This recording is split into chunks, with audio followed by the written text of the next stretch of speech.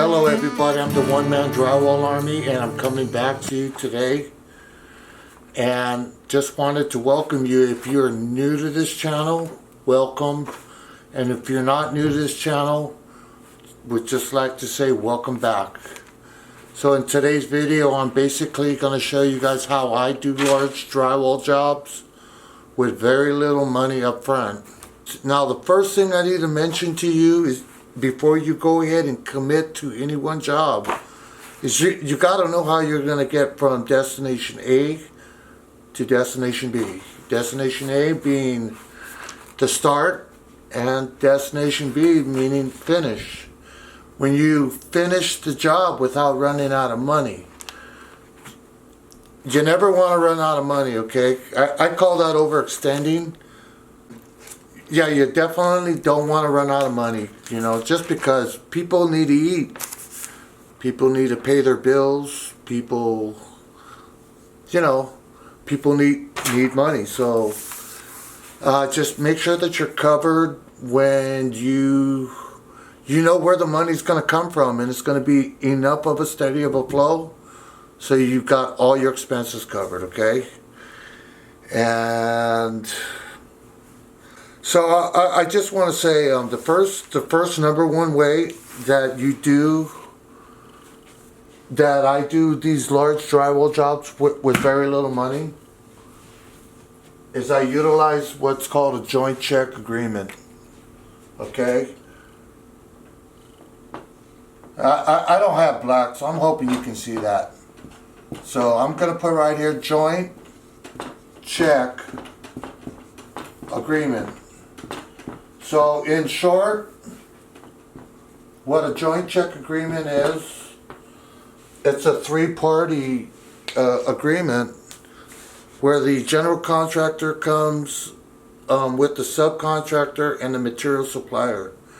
The general says to the material supplier, yes, the subcontractor's got work, and the general agrees to pay the material supplier, when it comes time for invoicing, a check written in their name and in my name.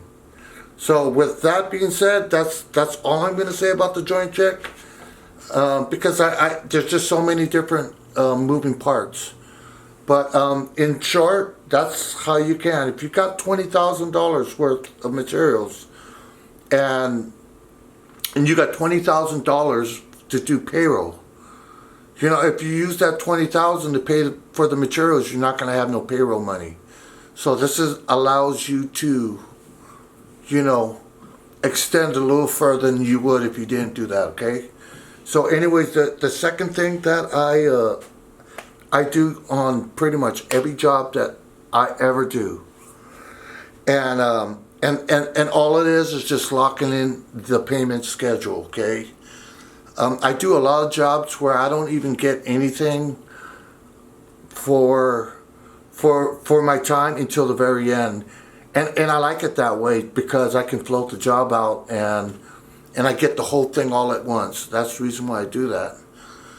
But if you know, you're not in that position, you're gonna find the things that I'm going to mention on this video is going to be very useful for you, and I know that you're going to appreciate at least one or two of them.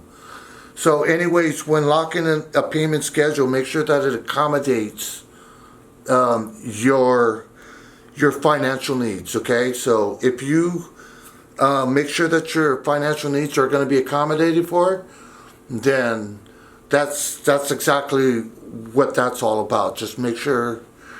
So the most ideal payment schedule that I like is if it's going to be a long job, I like to go at least one every 2 weeks. But yeah, I know people that want to pay once a week, but you know, dealing with commercial general contractors, they don't like to do that. You invoice them, they're a net 30/60, and so if you go to discuss the payment schedule and the general comes back and tells you, well, we do a 30 net 60 on on invoices, well then you know right away that that job is not going to be for you, okay? So you know that not every job is going to be for you, okay? So whatever your financial needs are, just be sure that you got yourself covered. Now, moving forward, another way that I do large drywall jobs with very little money, okay? And I'll tell you how. I do the job myself. That's correct. I do all of it myself. That way I don't have to foot the bill for labor. And so here's another thing that you can do. If you really work it, you can do a joint check for the materials. You can do all the labor. That way you don't have to come out of pocket for payroll. Granted that's going to be a rare situation where you would do that, but nevertheless it's definitely something you could do if you wanted to. So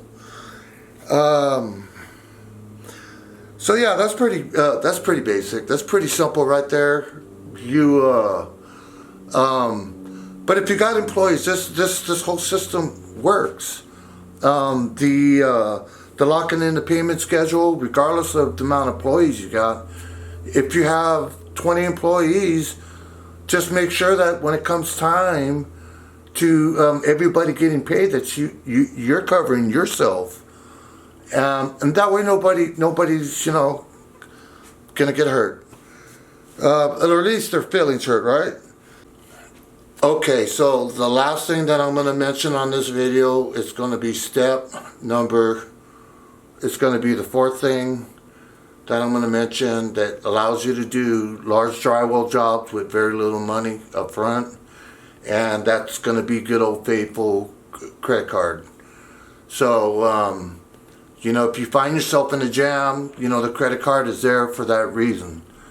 I prefer not to use credit cards just because, it comes with interest and all that. I rather put the risk on the general by just making frequent progress payments, and by either doing a joint check or just paying me for all the material right away as soon as it touches ground. So definitely there's so many ways that you can negotiate, and I can't stress that enough. You have to negotiate the deal that you got going with whoever you're dealing with. And you will get better at it. You'll become more confident, and you know how to push the limits. So, but you're doing it in a way where everybody is going to benefit. I think I'm going to do a video on each individual strategy, like the joint check agreement. I'm going to do one video with that. Okay. The next thing I said that I was going to do is what was that? Is do all the work yourself. Okay, and then the one after that, it's going to be, well, I know the credit card is on there, I'm missing something. And then, okay, so joint check. Do it all yourself, and then payment scheduling. Payment schedule. Okay, so be sure to look at it. You guys are gonna love it.